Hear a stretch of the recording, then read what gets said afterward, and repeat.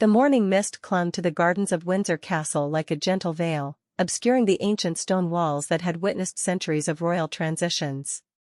Prince William stood at the window of his private study, watching the groundskeepers tend to the rose bushes his grandmother had loved so dearly. The weight of recent conversations with his father pressed heavily on his shoulders, each word echoing in his mind like the distant chimes of Big Ben. 3 months had passed since King Charles had first mentioned the idea during their private dinner at Highgrove House. The conversation had begun innocuously enough, with discussions about upcoming state visits and the children's school activities. But, as the evening wore on and the staff had retreated, leaving father and son alone with their thoughts and a bottle of aged whiskey, Charles had broached the subject that would forever alter the trajectory of both their lives. "William," his father had said, swirling the amber liquid in his crystal glass, "I've been giving considerable thought to the future of the monarchy. Not just the distant future, but the immediate years ahead." The pause that followed seemed to stretch into eternity, filled only by the crackling of logs in the fireplace and the gentle ticking of the antique clock on the mantelpiece. William had sensed the gravity of what was to come. His father's face bore the unmistakable lines of a man who had carried the crown's burden for what felt like both a lifetime and mere moments. The transition from Prince of Wales to King had been seamless to the public eye, but those closest to Charles could see the toll it had taken. The sleepless nights spent reviewing state papers, the careful navigation of political sensitivities, and the constant awareness that every word, every gesture, every decision would be scrutinized by millions.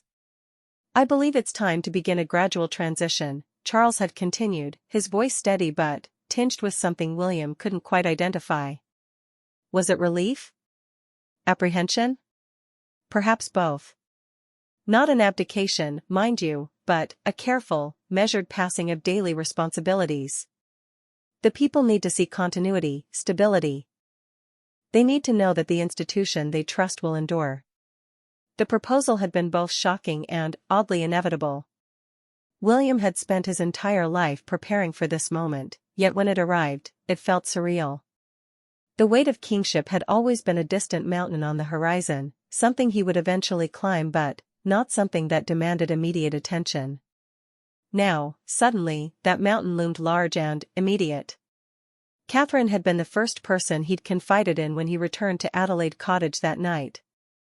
She was in their bedroom, reading a novel by the soft light of her bedside lamp, her hair falling in gentle waves over her shoulders. The domesticity of the scene struck him as precious and fragile, knowing that their private moments would soon become even more scarce and guarded. "How do you feel about it?" she had asked after he'd explained his father's proposal. Her voice carried the weight of understanding, for she too had been preparing for this transition, though perhaps not quite so soon. Terrified and ready at the same time, William had admitted, sitting on the edge of their bed.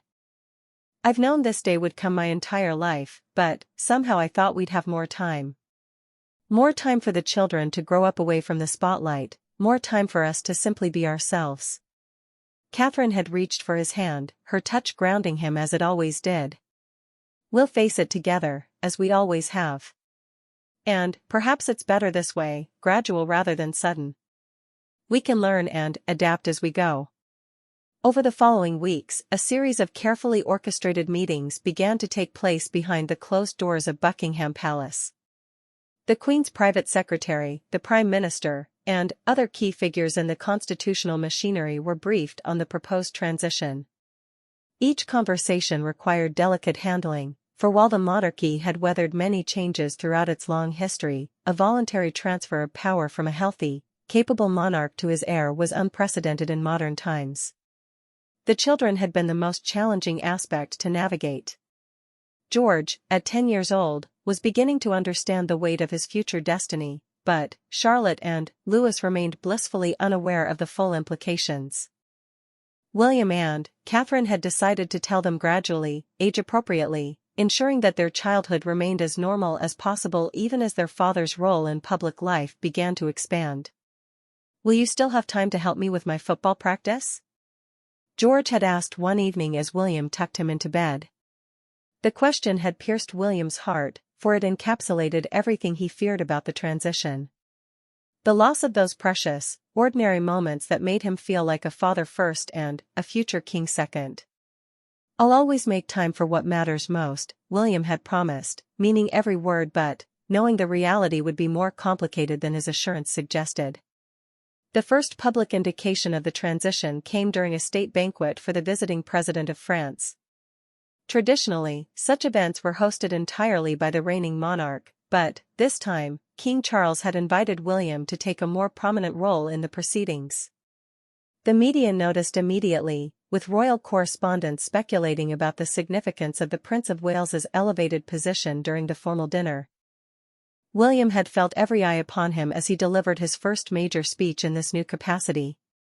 The words had been carefully crafted by a team of speechwriters, but he had insisted on adding personal touches that reflected his own vision for the monarchy's future. He spoke of continuity and change, of honoring tradition while embracing the needs of a modern commonwealth. The applause that followed felt different somehow, more weighted with expectation and hope. In the days that followed, the palace's communications team worked overtime to manage the narrative. They released carefully worded statements about the king's desire to gradually share more responsibilities with the Prince of Wales as part of a natural evolution of royal duties. The public response was largely positive, with many expressing appreciation for the transparency and forward-thinking approach. Behind the scenes, however, the reality was far more complex. William found himself attending briefings that had previously been the sole domain of his father.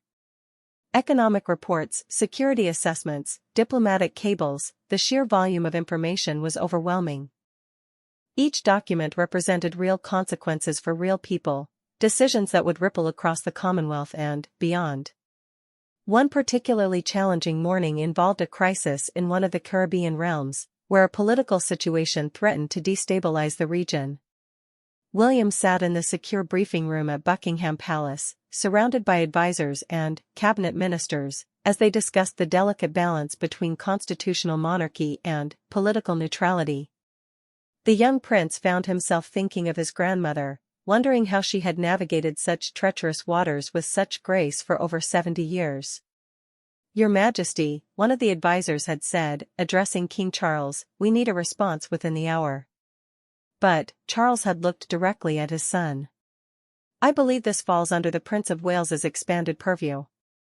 William, how would you like to proceed?" The moment had crystallized everything about the transition.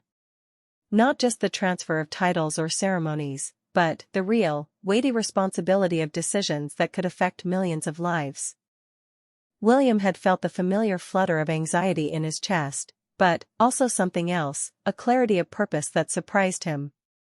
The decision he made that day, regarding the Caribbean situation, would later be praised by constitutional scholars as showing wisdom beyond his years.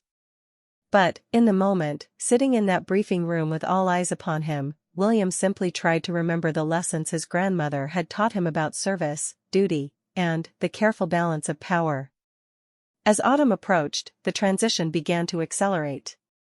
William's calendar became increasingly packed with engagements that had traditionally been the king's responsibility. State visits, investiture ceremonies, meetings with Commonwealth leaders, each event was another step in his preparation for the ultimate role he would one day fully assume. The most emotionally challenging moment came during a private dinner at Sandringham, just the immediate family gathered around the table where so many important conversations had taken place over the years. King Charles raised his glass and offered a toast that seemed to acknowledge what everyone present understood but hadn't yet fully articulated. "To family," he said simply, "and to the future." But his eyes met William's across the table, and in that look was a passing of something indefinable but profound. Not just a crown or a title, but the accumulated weight of generations, the hopes and expectations of millions, and the sacred trust placed in their family by history itself.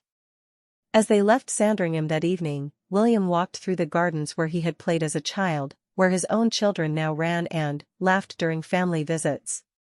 The responsibility felt heavier with each step, but so did his resolve.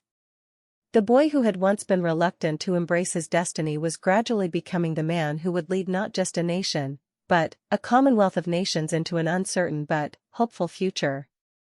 The autumn leaves crunched beneath his feet as he made his way back to the car, Catherine walking beside him in comfortable silence. Tomorrow would bring another day of briefings, another set of decisions, another step in the most gradual and careful transfer of power in the monarchy's modern history. But, tonight, walking through the gardens of his childhood, Prince William allowed himself one last moment to simply be a son, a husband, and a father before the world asked him to be something more.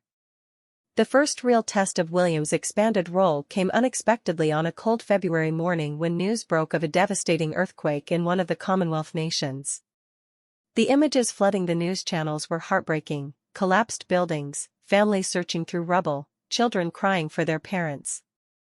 William was in his study at Kensington Palace, reviewing briefing papers for an upcoming trade mission, when his private secretary knocked urgently on the door. "Sir, we need your immediate attention," she said, her usually calm demeanor betraying the gravity of the situation.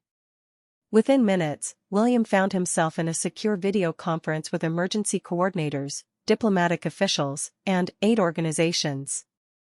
King Charles was traveling in Scotland, attending to a separate engagement, and, for the first time, William was truly the point person for a major international crisis. The next 72 hours would prove to be a crucible that transformed William's understanding of what it meant to be a modern monarch. He worked alongside government ministers to coordinate humanitarian aid, spoke directly with the affected nation's prime minister, and authorized the immediate deployment of Royal Navy ships carrying emergency supplies and medical personnel. But, perhaps most importantly, he had to be the face of compassion and leadership that the public needed to see during such tragic times. Standing in the BBC studios at Broadcasting House, preparing for his first major crisis address as the acting head of the monarchy, William felt the weight of history upon his shoulders. His grandmother had given similar addresses during times of national and international tragedy, her steady voice providing comfort and reassurance to millions. Now it was his turn to find the right words, the right tone, the right balance between acknowledging the tragedy and offering hope. "My thoughts and prayers are with all those affected by this devastating earthquake," he began, looking directly into the camera. "In times like these, we are reminded of our shared humanity and our responsibility to stand with those who suffer." The words felt inadequate against the magnitude of the tragedy, but he pressed on, drawing strength from the knowledge that his voice carried the authority and compassion of the crown. The public response was immediate and largely positive. Social media filled with messages of support, not just for the earthquake victims, but for William's handling of the crisis. Royal correspondents noted the seamless way he had stepped into the role, managing both the practical and emotional aspects of the disaster response. But, for William, the true measure of success wasn't in the headlines, it was in the updates he received from the disaster zone, reports of lives saved and communities beginning to rebuild. Catherine had been his anchor throughout those intense days. She took on additional royal duties to free up his schedule, managed the children's questions about why Daddy was so busy and worried, and provided the emotional support he needed during late-night phone calls with crisis coordinators. Their partnership, already strong, deepened under the pressure of these new responsibilities. "You were magnificent," she told him on the evening after the crisis had stabilized. They were finally alone in their sitting room at Adelaide Cottage, the children asleep upstairs, the emergency phone silent for the first time in days.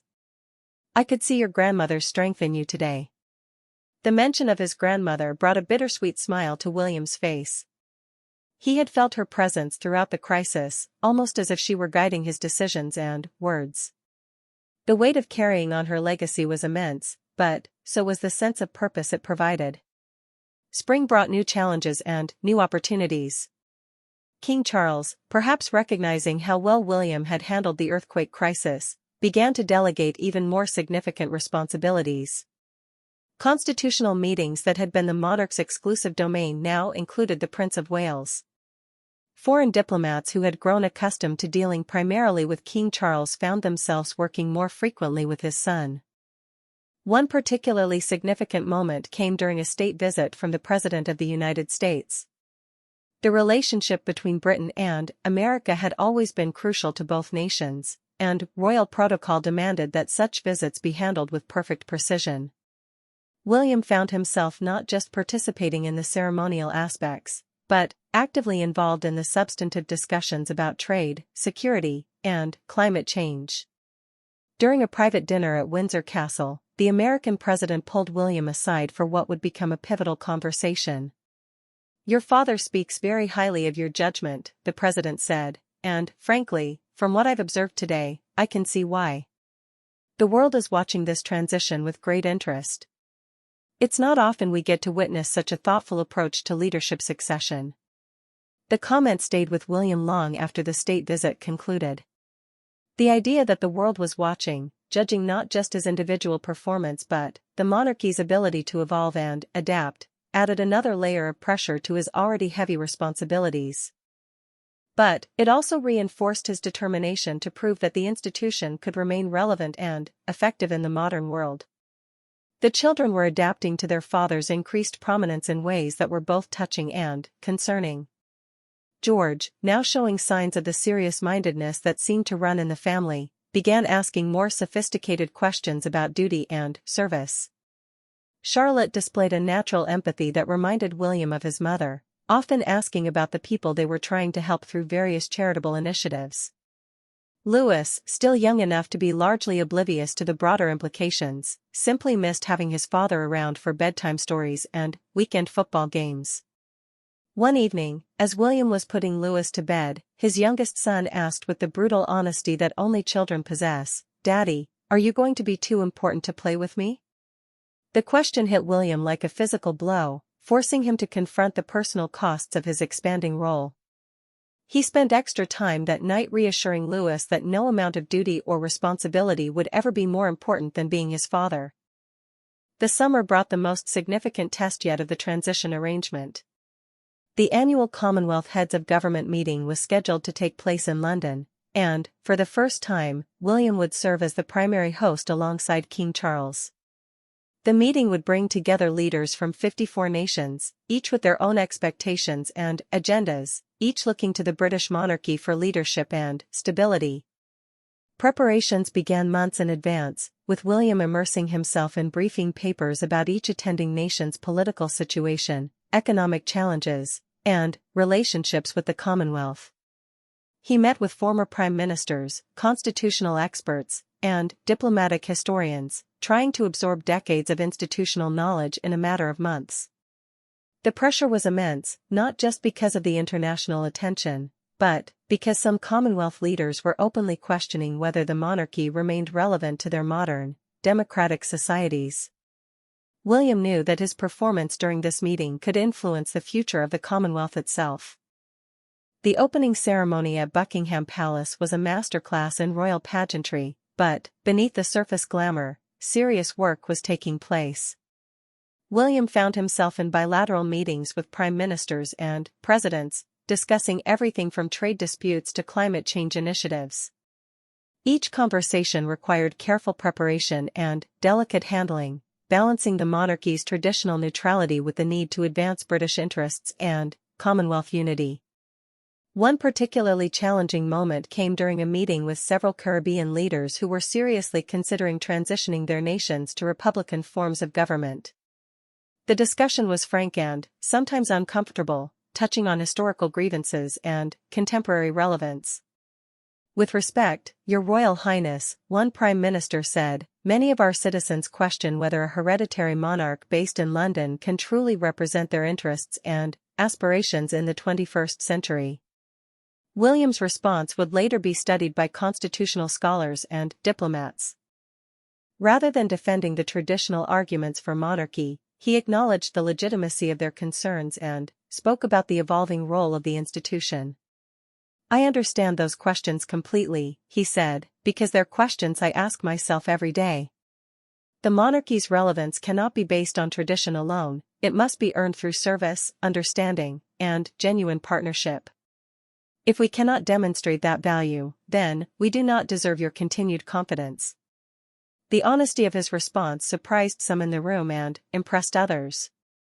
Several leaders later commented privately that they had been expecting defensive rhetoric and, instead received thoughtful engagement with their fundamental concerns. As the Commonwealth meeting progressed, William found his confidence growing. The careful preparation, the years of gradual experience, and the trust his father had shown in him were all paying dividends. He was not just representing the monarchy, he was beginning to define what the monarchy could become under his eventual leadership. The final day of the meeting brought an unexpected crisis when a trade dispute between two Commonwealth nations threatened to overshadow the entire gathering. Traditional diplomatic channels had failed to resolve the issue, and both sides were threatening to withdraw from key Commonwealth trade agreements. William found himself in the unusual position of serving as mediator between two sovereign leaders, drawing on both his formal authority as the future head of the Commonwealth and his personal relationships built over years of royal visits and state occasions. The resolution he helped craft wasn't perfect, but it prevented a complete breakdown in Commonwealth cooperation. More importantly, it demonstrated the monarchy's potential to serve as an honest broker in international disputes, using its unique position outside traditional political structures to facilitate dialogue and compromise.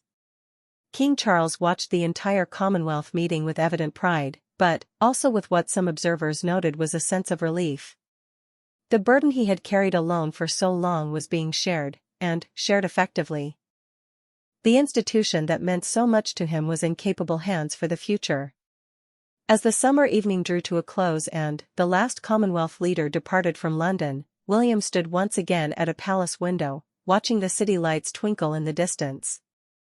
The boy who had once dreaded public attention had become a man who could command a room full of world leaders. The reluctant heir had transformed into someone who was beginning to embrace the possibility that he might actually make a difference in the world. But perhaps the most significant change was internal. For the first time since his father had first mentioned the transition, William found himself looking forward to the challenges ahead rather than dreading them. The crown that had once seemed like an unbearable burden was beginning to feel like an opportunity to serve something greater than himself. The autumn of the transition year brought with it a profound shift in the public's perception of Prince William and, by extension, the monarchy itself. What had begun as a careful, almost cautious transfer of responsibilities had evolved into something more significant, a reimagining of what royal leadership could look like in the modern era. This transformation became most apparent during William's handling of a national crisis that would test every lesson he had learned and every instinct he had developed. The crisis began on a seemingly ordinary Tuesday morning when news broke of a severe economic downturn affecting working families across Britain. Rising energy costs, coupled with supply chain disruptions and housing affordability issues, had created a perfect storm of financial hardship. Unlike previous economic challenges that were primarily the government's responsibility to address, this crisis touched on issues that had long been central to William's charitable work and personal mission. For years, through his various patronages and initiatives, William had focused on homelessness, mental health, and environmental sustainability.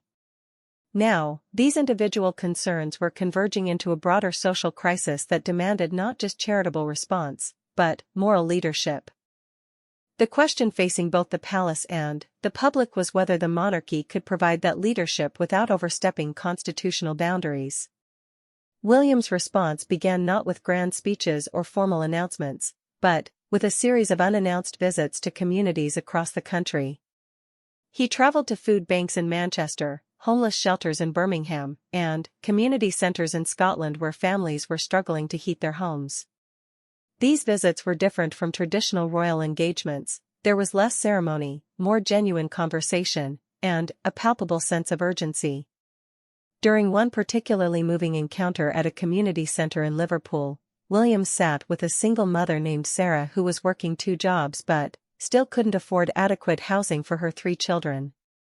As she described her daily struggles, choosing between heating and food, explaining to her children why they couldn't have new school clothes, lying awake at night worrying about eviction, William found himself thinking not about royal protocol or political neutrality, but about his own children sleeping safely in their warm beds at home. What would help most, he asked Sarah directly, setting aside the prepared questions his staff had suggested. Hope, she replied without hesitation. Just knowing that someone who has the power to make a difference actually understands what we're going through. That conversation would prove to be a turning point, not just in William's approach to his role, but in the public's understanding of what he represented. The traditional model of royal duty, appearing at ceremonial events, cutting ribbons, making polite small talk, felt inadequate in the face of such genuine human need.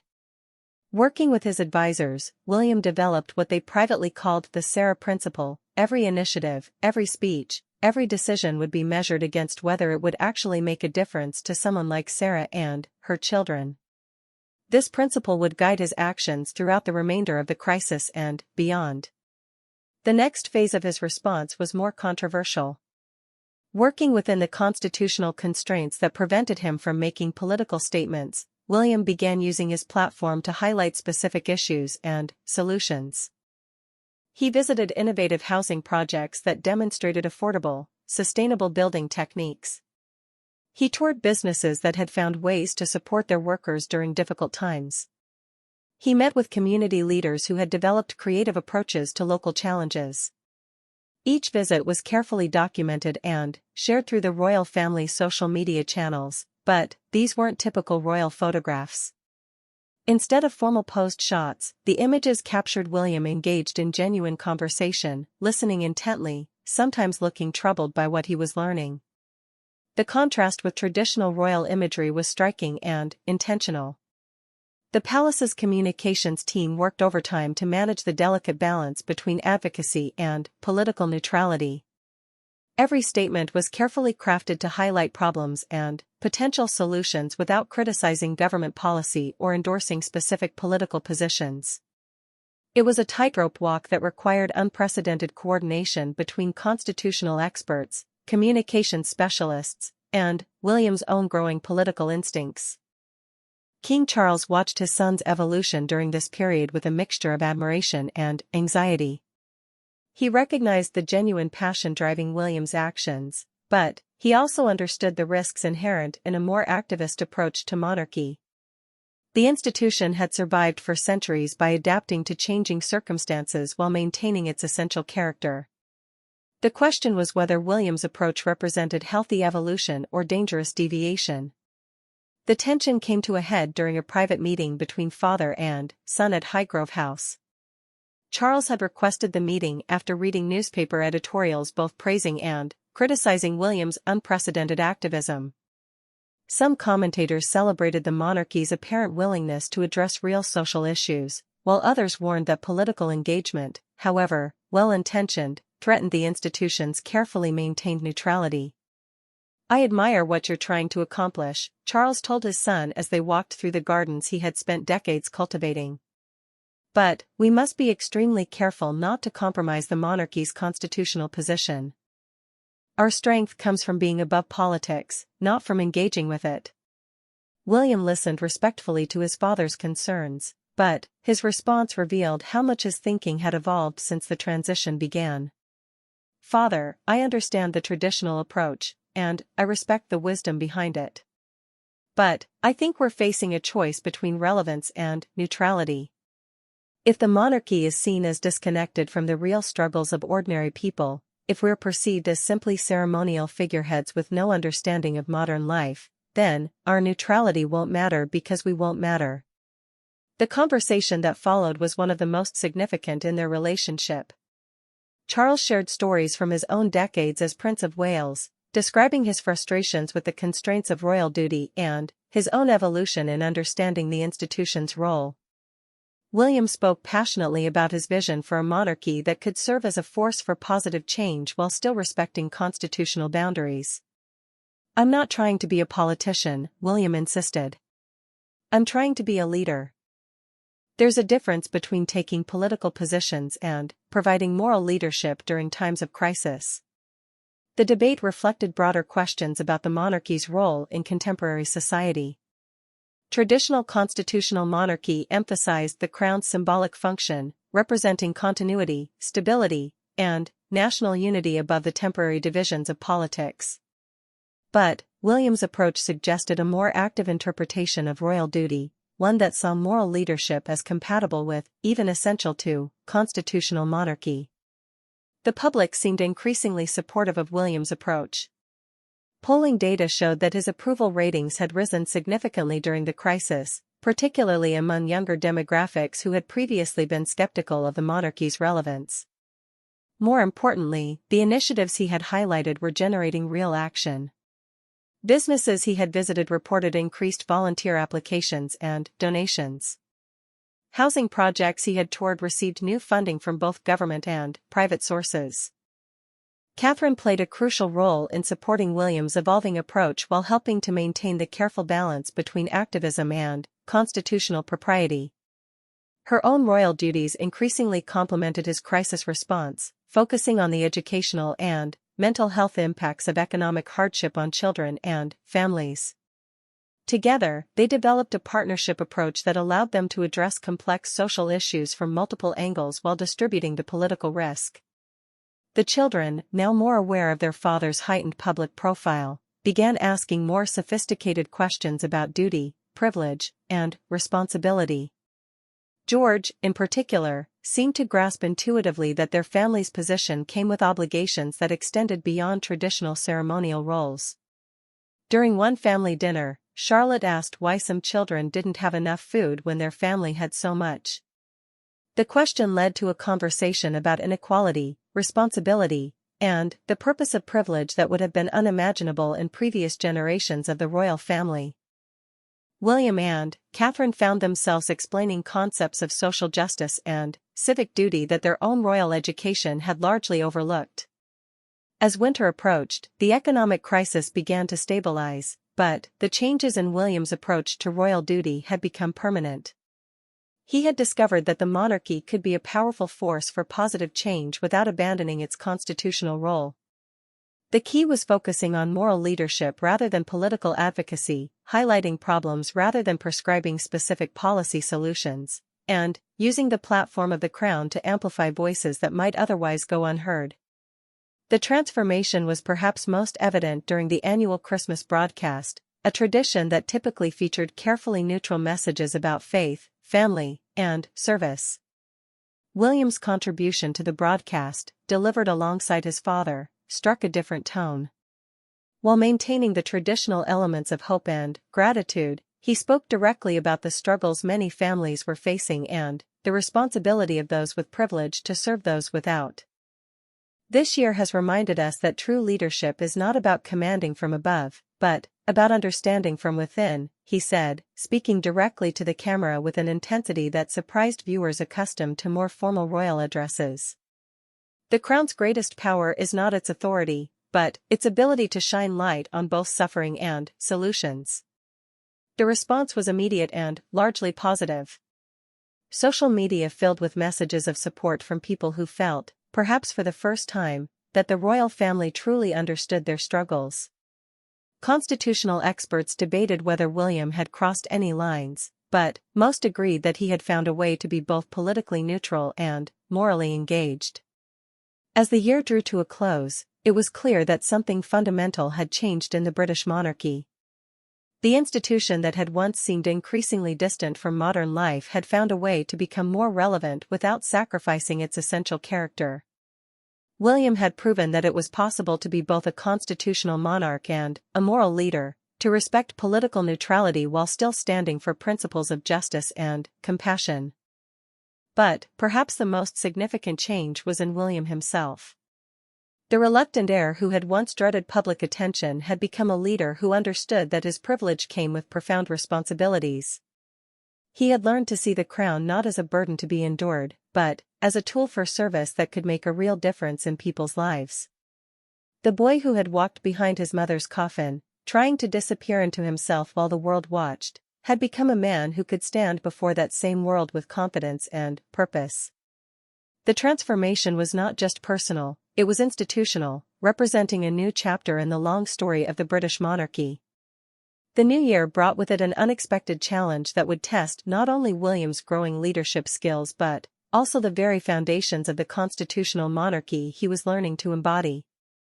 A political crisis emerged when the government faced a vote of no confidence, triggered by revelations about economic mismanagement that had contributed to the hardships William had been addressing throughout the previous year. For the first time since beginning his expanded role, William found himself at the center of a constitutional crisis that required careful navigation between his duty to remain politically neutral and his responsibility to ensure stable governance. The situation was further complicated by the fact that his recent advocacy work had made him a more prominent public figure, with many looking to him for leadership during uncertain times. The crisis began on a cold January morning when opposition parties announced their intention to call for a vote of no confidence in the Prime Minister.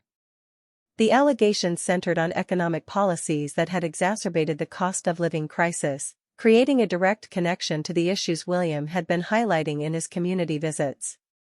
Media commentators immediately began speculating about the royal family's position, with some suggesting that William's advocacy work had implicitly criticized the government's response to the economic challenges.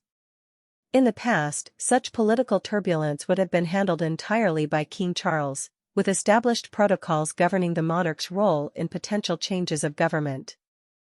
But the gradual transition had created an unprecedented situation where both father and son might need to be involved in constitutional discussions with political leaders. The first indication of how serious the situation had become came during an emergency meeting at Buckingham Palace. The Prime Minister's private secretary had requested an urgent audience, and both King Charles and Prince William were present for the discussion.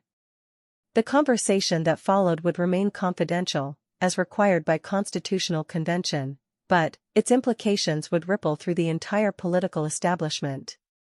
What became clear in the days that followed was that the government's position was precarious, and there was a real possibility that the Prime Minister might need to resign or call for early elections. Either scenario would require careful constitutional management, with the monarchy playing its traditional role as the guarantor of stable transition between governments. For William, this crisis represented a crash course in one of the most complex aspects of constitutional monarchy, managing the relationship between the crown and elected government during times of political instability. He found himself studying constitutional precedents, consulting with legal experts, and preparing for scenarios that most future monarchs never have to contemplate until they actually ascend to the throne. The personal toll of the crisis was significant. William found himself working 18-hour days, balancing his existing royal duties with the additional constitutional responsibilities the political crisis demanded. Catherine stepped up to handle many of his scheduled engagements, but the pressure on their family life was immense. The children began to notice their father's increased stress and absence, leading to difficult conversations about duty, sacrifice, and the price of public service. One evening, as William was tucking George into bed after missing yet another family dinner due to urgent constitutional briefings, his eldest son asked a question that cut to the heart of his dilemma. "Daddy, if being king means you can't be with us, why do you want to do it?" The question forced William to articulate, perhaps for the first time, not just the duty he felt but the deeper sense of purpose that had emerged during his transition year. Because sometimes, George, the things that are most important are also the most difficult. Our family has been given a special responsibility to serve other families, especially when they need help the most. The conversation reminded William of similar talks his father had given him years earlier, but the context was different. Charles had spoken primarily about tradition and duty in abstract terms. William found himself explaining service in terms of real people: Sarah from Liverpool, the families he had met in food banks, the children whose futures depended on having leaders who understood their struggles. As the political crisis deepened, William's previous community engagement work took on new constitutional significance. Opposition leaders began citing his visits to struggling communities as evidence that even the royal family understood the government's failures. Government supporters argued that royal neutrality had been compromised by his advocacy work. Both interpretations made William uncomfortable, as they suggested his genuine desire to help people was being reduced to political ammunition. The tension reached its peak during a private meeting with the Prime Minister, who had requested a one-on-one discussion about the constitutional crisis. The conversation was frank and, sometimes uncomfortable, touching on the delicate balance between royal advocacy and political neutrality. "Your Royal Highness," the Prime Minister said, I understand your commitment to helping struggling families, and I respect that commitment. But some of your recent activities have been interpreted as criticism of government policy. That interpretation, whether accurate or not, is being used against us in Parliament." William's response would later be remembered as a defining moment in his evolution as a constitutional leader. "Prime Minister, with respect, my role is not to make your political position easier or harder. My role is to serve the people of this country, regardless of which party is in power. If highlighting their struggles creates political difficulties for any government, then, perhaps those difficulties reflect real problems that need addressing." The exchange represented a new understanding of royal neutrality, not as passive disengagement from social issues, but as equal treatment of all political parties while maintaining focus on the welfare of the people they all claim to serve. It was a subtle but significant shift from traditional interpretations of constitutional monarchy. As Parliament prepared for the confidence vote, William found himself preparing for multiple scenarios. If the government fell, he might need to play a role in facilitating the formation of a new government. If early elections were called, he would need to maintain strict neutrality while continuing his advocacy work. Either way, he would be operating in uncharted territory for someone in his position. The night before the crucial vote, William walked through the gardens at Kensington Palace with Catherine, trying to process the magnitude of the responsibility he was carrying. The gradual transition that had seemed so carefully planned and manageable had become a trial by fire that was testing every aspect of his preparation for kingship. "Do you think we're ready for this?" Catherine asked, her voice carrying the weight of her own concerns about their family's future. "I don't think anyone can ever be truly ready," William replied, "but I think we understand now what's at stake. It's not just about preserving an institution or maintaining tradition. It's about ensuring that the monarchy remains a force for stability and service when people need it most." The confidence vote, when it finally took place, was closer than many had predicted. The government survived, but by such a narrow margin that it was clear significant changes would be needed. For William, the result was almost secondary to what the crisis had revealed about his own readiness for kingship and the monarchy's evolving role in modern democracy. In the weeks that followed, both the government and opposition parties began reaching out to William in new ways, seeking his perspective on social issues while respecting constitutional boundaries. The crisis had established him as a figure who transcended traditional party politics while remaining deeply engaged with the challenges facing the country. The experience also deepened the relationship between William and his father. Charles, who had watched the crisis with evident anxiety about his son's political exposure, came to appreciate how William had managed to navigate the constitutional complexities while maintaining both neutrality and moral authority. The student had, in many ways, become the teacher.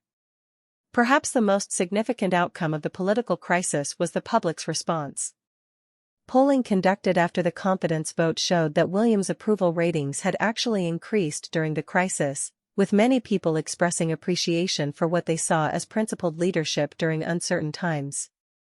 More importantly, there was growing public support for his approach to royal duty, with majorities in all age groups expressing preference for a more engaged monarchy over the traditional ceremonial model. The crisis had also revealed something important about the institution itself. The monarchy's stability and neutrality had not been compromised by more active engagement with social issues. Instead, the Crown's moral authority had been enhanced by demonstrating genuine concern for people's welfare while maintaining constitutional propriety. As spring arrived and the political situation stabilized, William reflected on how much had changed since his father first proposed the gradual transition. What had begun as a careful transfer of ceremonial duties had evolved into a fundamental reimagining of what modern monarchy could accomplish.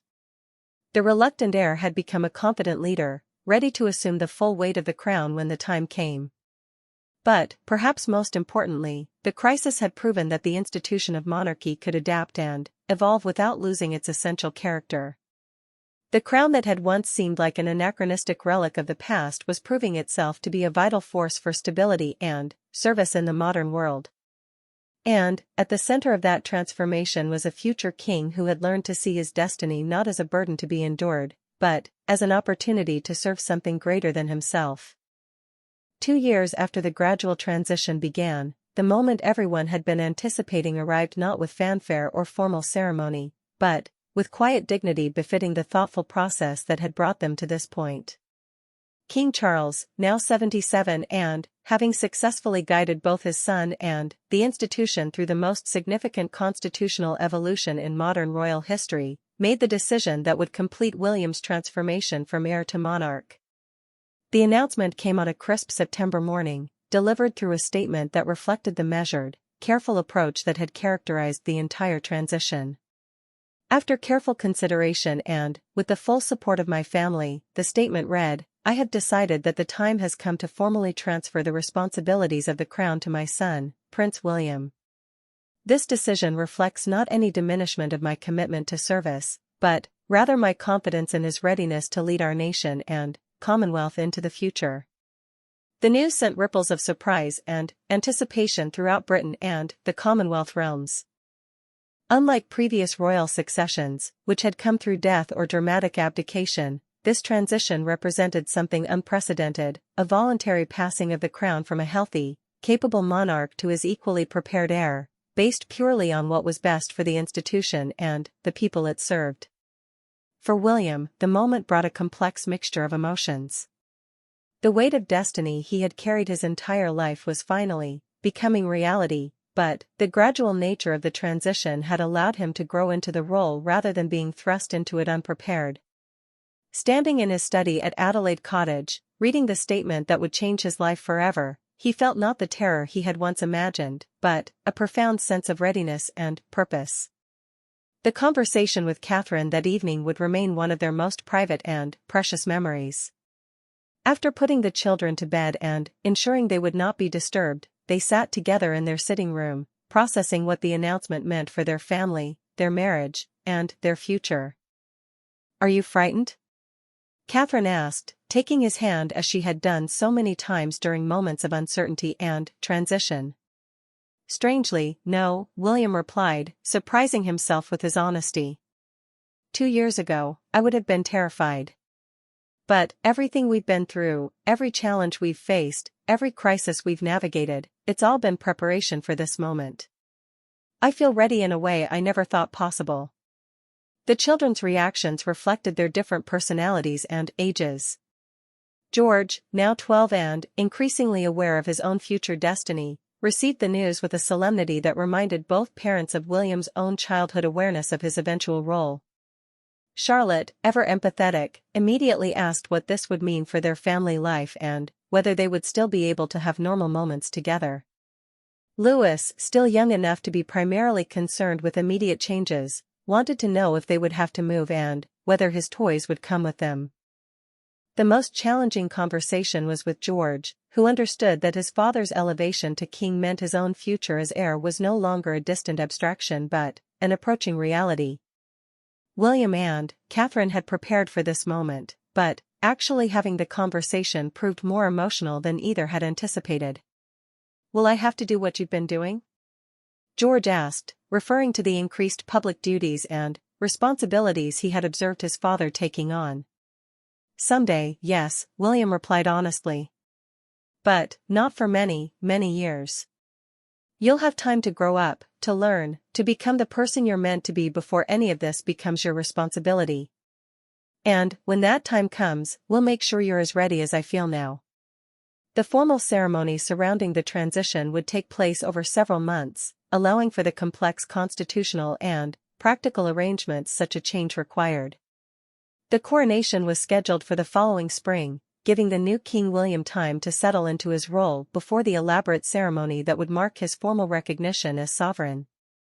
In the meantime, the immediate changes were both symbolic and practical.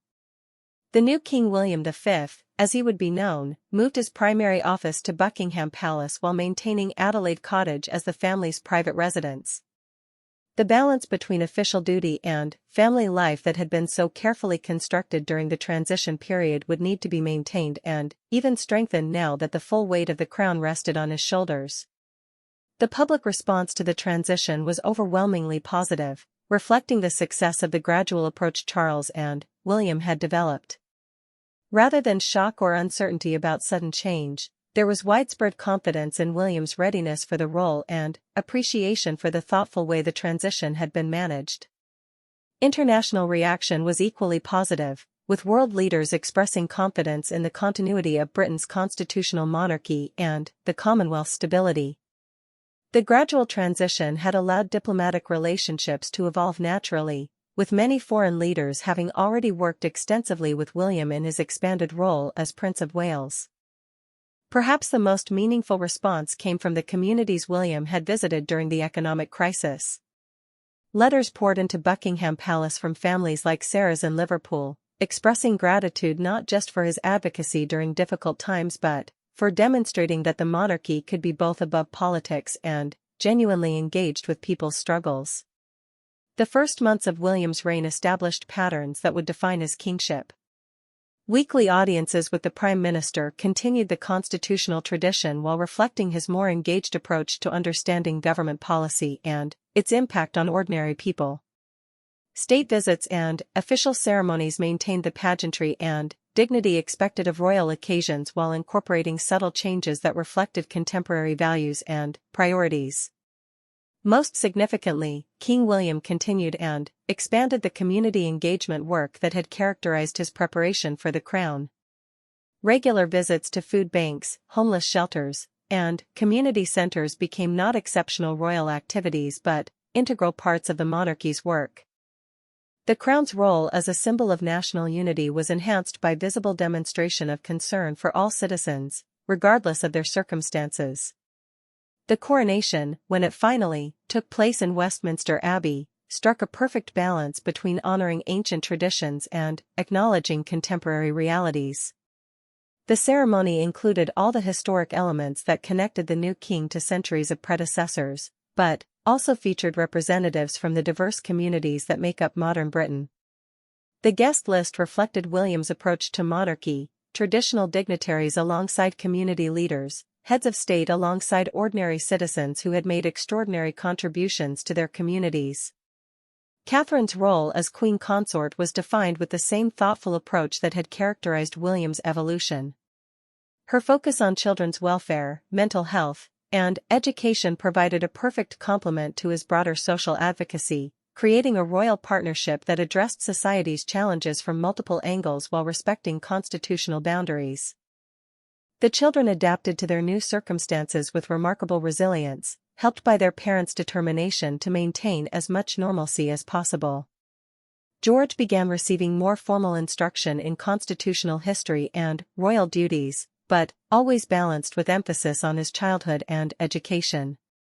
Charlotte and Louis continued their normal school routines, shielded as much as possible from the increased attention their family's elevation had brought. One of the most significant changes was in the relationship between the new King William and his father, the former King Charles. Charles retained the title of king but stepped back from official duties, serving as counselor and advisor to his son while finally having the opportunity to focus on personal interests that had been secondary to royal duties for so many decades. Their weekly meetings became treasured time for both men, opportunities for Charles to share the wisdom of his experience while watching his son grow into the role with confidence and innovation. The gradual transition had preserved not just institutional continuity but family relationships, avoiding the potential resentment or awkwardness that might have come from a more abrupt change. As William's first year as king drew to a close, the transformation that had begun with a tentative conversation at Highgrove House was complete. The reluctant heir had become a confident monarch, the institution had evolved without losing its essential character, and the British people had witnessed something unprecedented, a voluntary, gradual, and successful transition of royal power based purely on what served the nation's best interests. The boy who had walked behind his mother's coffin, trying to disappear from public view, had become a king who understood that true leadership meant being visible when people needed hope, steady when they needed stability, and compassionate when they needed comfort. The crown that had once seemed like an unbearable burden had become a tool for service that could make a real difference in the world. Standing at the window of Buckingham Palace one evening, watching the lights of London twinkle in the distance, King William reflected on the journey that had brought him to this moment. The weight of the crown was real, but so was the sense of purpose it provided. The monarchy his grandmother had served for over 70 years was in his hands now, and he was determined to prove worthy of both her legacy and the trust the people had placed in him. The future stretched ahead, full of challenges and opportunities, but William faced it with confidence earned through experience, wisdom gained through gradual preparation, and love provided by a family that had supported him every step of the way. The gradual transition had ended, but the real work of his reign was just beginning. And, for the first time in his life, the future King William had imagined was not something to fear, but something to embrace.